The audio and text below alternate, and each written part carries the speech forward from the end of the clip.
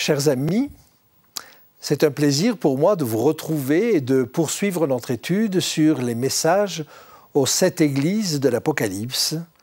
Et l'église que nous avons à voir aujourd'hui est l'église de Sardes. Laissez-moi vous présenter quelques photos de cette église ou de ce site. Vous avez là les ruines de l'église et du temple d'Artémis à Sardes. Vous voyez cette enfilade de colonnes et l'autel qui semble représenté ici. Vous avez ici la synagogue de Sardes, du moins ce qu'on a pu en reconstituer. Et en effet, les synagogues étaient bâties sur ce modèle-là. Vous voyez donc comment elles se représentent. Je vous invite maintenant, si vous le voulez bien, à lire dans le chapitre 3 d'Apocalypse les versets 1 à 6. Écris à l'ange de l'église de Sardes, « Voici ce que dit celui qui a les 7 esprits de Dieu et les 7 étoiles. Je connais tes œuvres, je sais que tu passes pour être vivant et tu es mort. Sois vigilant et affermis le reste qui est près de mourir, car je n'ai pas trouvé tes œuvres parfaites devant mon Dieu. Rappelle-toi donc comment tu as reçu et entendu, et garde et repens-toi. Si tu ne veilles pas, je viendrai comme un voleur, et tu ne sauras pas à quelle heure je viendrai sur toi. Cependant tu as à Sardes quelques hommes qui n'ont pas souillé leurs vêtements. Ils marcheront avec moi en vêtements blancs parce qu'ils en sont dignes. Celui qui vaincra sera revêtu de vêtements blancs. Je n'effacerai point son nom du livre de vie, et je confesserai son nom devant mon Père et devant ses anges. Que celui qui a des oreilles entende ce que l'Esprit dit aux églises.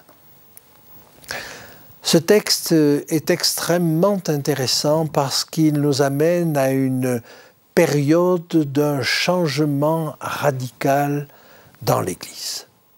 Jésus se présente comme celui qui a les 7 esprits de Dieu et les 7 étoiles.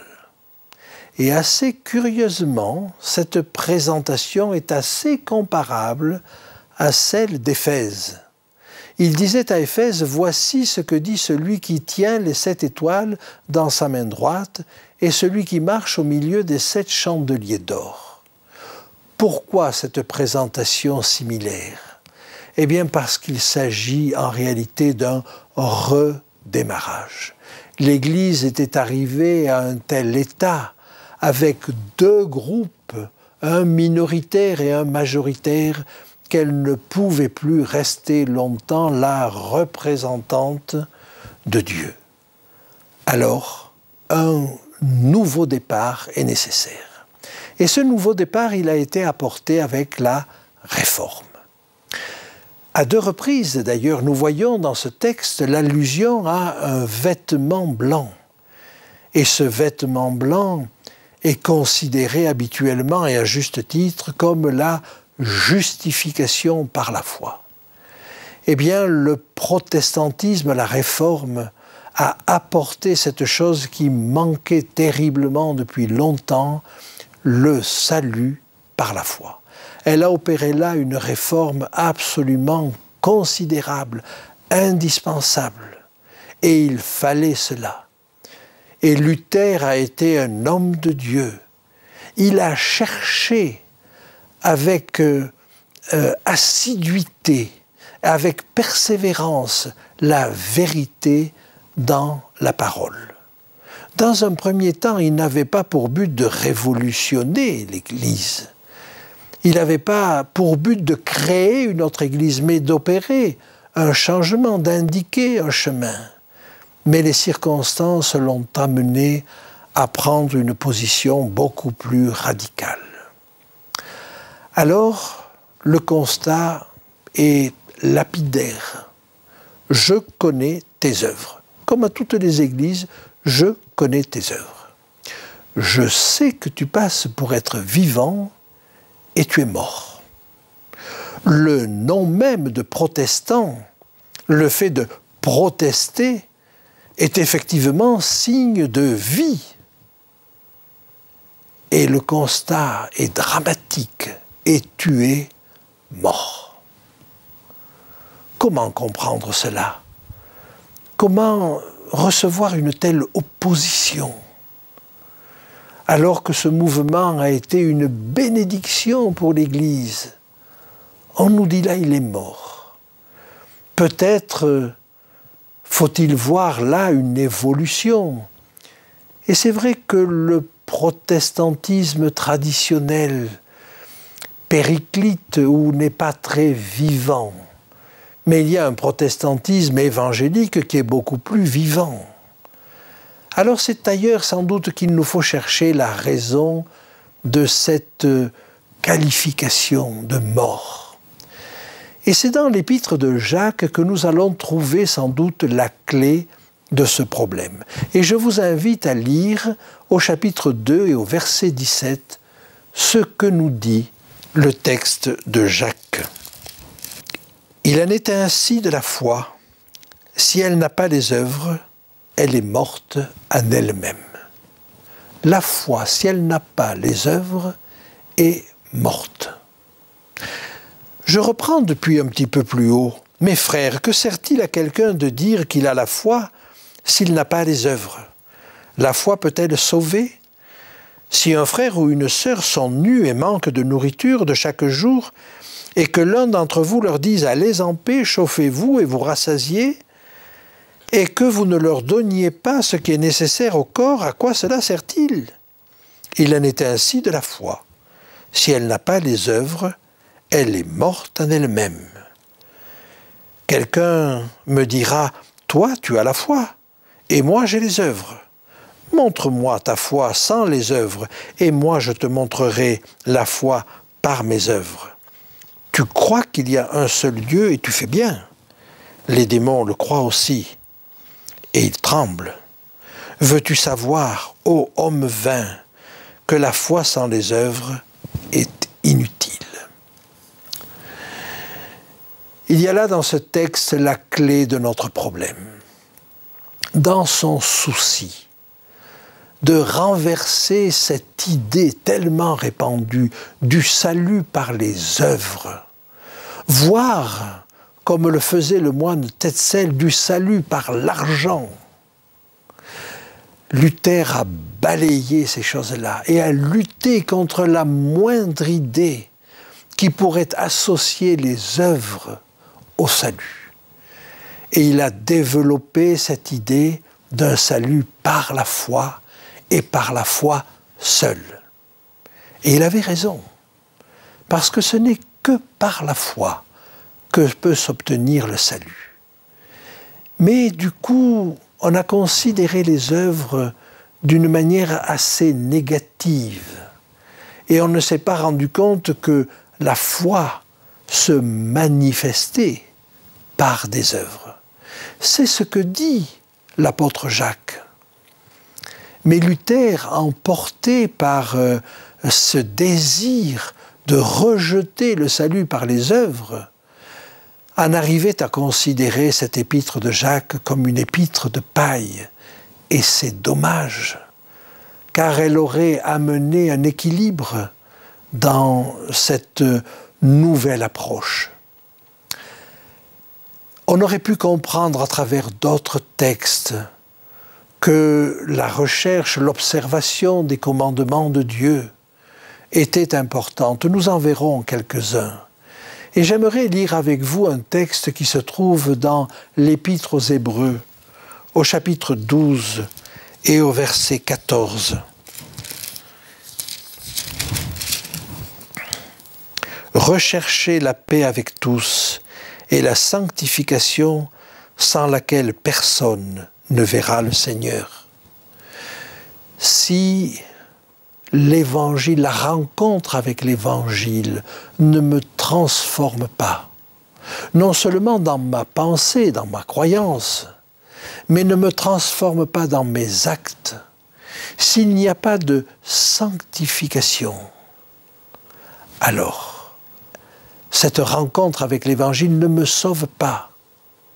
Parce qu'il est dit ici que sans cette sanctification, sans ce chemin, personne ne verra le Seigneur.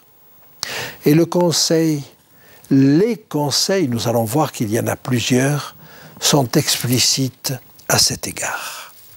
Lisons-les ensemble, toujours dans le 3e chapitre de l'Apocalypse. Sois vigilant, verset 2. Sois vigilant et affermis le reste qui est près de mourir, car je n'ai pas trouvé tes œuvres parfaites devant mon Dieu. Il y a là une réforme qui était absolument nécessaire. Mais cette réforme, au fond, n'est pas allée jusqu'au bout. Ou peut-être, à certains égards, est allée trop loin.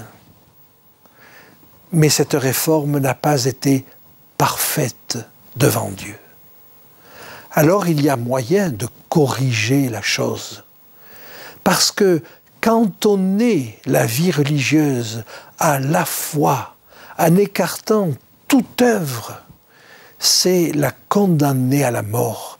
Et il lui est dit là, raffermis le reste qui est près de mourir. Verset 3. Rappelle-toi donc comment tu as reçu et entendu, et garde et repens-toi. Rappelle-toi comment Luther a reçu cette merveilleuse nouvelle du salut par la foi, comment il a cherché avec assiduité la vérité dans la parole de Dieu. Souviens-toi de cela. Et garde cet enseignement, n'écarte pas une épître quelle qu'elle soit, n'écarte pas certains textes qui apparaissent gênants, mais garde la parole telle qu'elle est et repens-toi. Et si tu ne veilles pas, je viendrai à toi comme un voleur, par surprise. Tu croiras être dans la voie du Seigneur parce que tu marches par la foi, et tu ne te rendras pas compte que tu es passé à côté, et tu ne sauras pas à quelle heure je viendrai sur toi. Regardons ce que nous dit maintenant le verset 4. Cependant, tu as à Sardes quelques hommes qui n'ont pas souillé leurs vêtements. Ils marcheront avec moi en vêtements blancs parce qu'ils en sont dignes. Ils marcheront avec moi en vêtements blancs parce qu'ils en sont dignes. Mais n'est-on pas en train de revenir au salut par les œuvres avec ce texte-là? Eh bien non. Nous ne serons pas sauvés parce que nous le méritons. Personne. Mais nous serons sauvés parce que nous en sommes dignes. Et j'aimerais souligner devant vous la différence qu'il peut y avoir entre le mérite et la dignité. Si je dis à mon fils, si tu travailles bien, tu auras une récompense. Tu auras par exemple un ordinateur à la fin de l'année. S'il travaille bien, il le mérite. Eh bien, imaginons que pendant toute l'année, il travaille bien, mais il ne sache pas se servir d'un ordinateur. Il n'en est pas digne. Imaginons la situation contraire. Pendant toute l'année, il ne fait rien pour l'école et il est toujours en train de pianoter sur son ordinateur. Il ne mérite pas l'ordinateur, mais il sait s'en servir et il en est digne. Eh bien, pour nous, le salut, c'est du même ordre. Aucun de nous ne mérite le salut. Mais par contre, s'il n'y a pas cette recherche de la volonté de Dieu, alors nous n'en serons pas dignes. Et le texte nous précise que quelques hommes marchent là en vêtements blancs. Que veut dire ce vêtement blanc? L'Apocalypse elle-même nous en donne une définition. Et je vous invite à lire au chapitre 19 et au verset 8 ce qu'il en est exactement.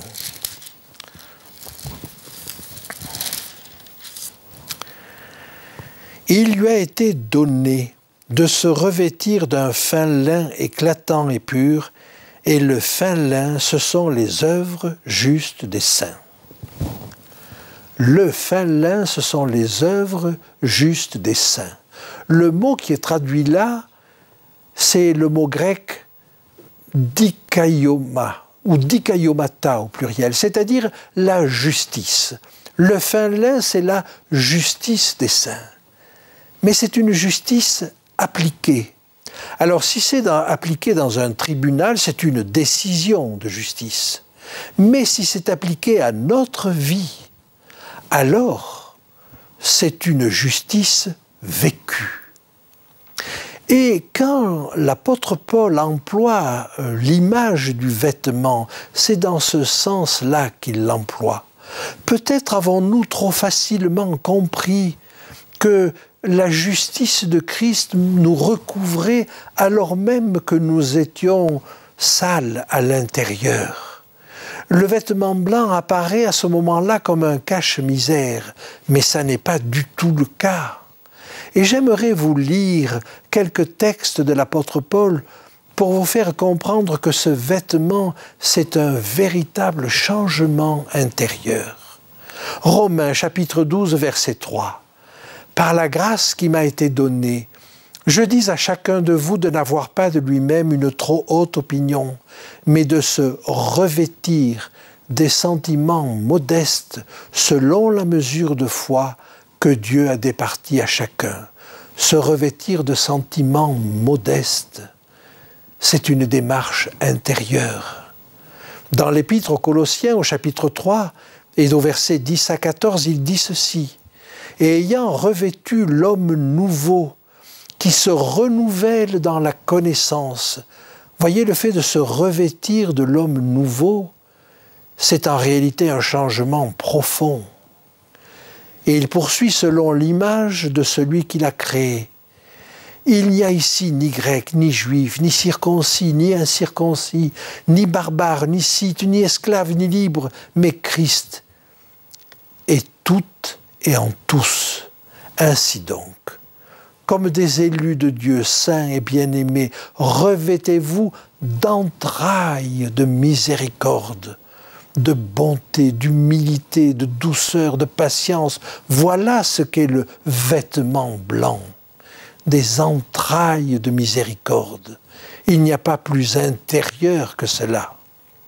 On peut lire encore dans l'Épître aux Colossiens au chapitre 3 et au verset 13 « Supportez-vous les uns les autres, et si l'un a sujet de se plaindre de l'autre, pardonnez-vous réciproquement. De même que Christ vous a pardonné, pardonnez-vous aussi.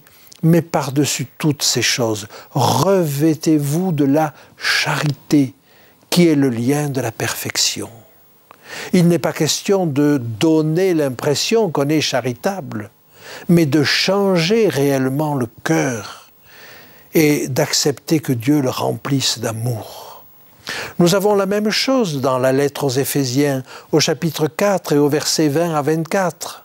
« Mais vous, ce n'est pas ainsi que vous avez appris Christ, si du moins vous l'avez entendu, et si conformément à la vérité qui est en Jésus, c'est en lui que vous avez été instruits à vous dépouiller, eu égard à votre vie passée, du vieil homme qui se corrompt par les convoitises trompeuses, et à être renouvelé dans l'esprit de votre intelligence, et à revêtir l'homme nouveau, créé selon Dieu dans une justice et une sainteté que produit la vérité. » Lisons ensemble la fin de notre texte.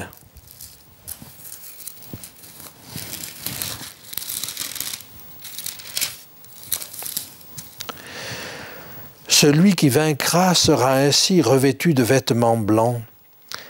Je n'effacerai point son nom du livre des vies.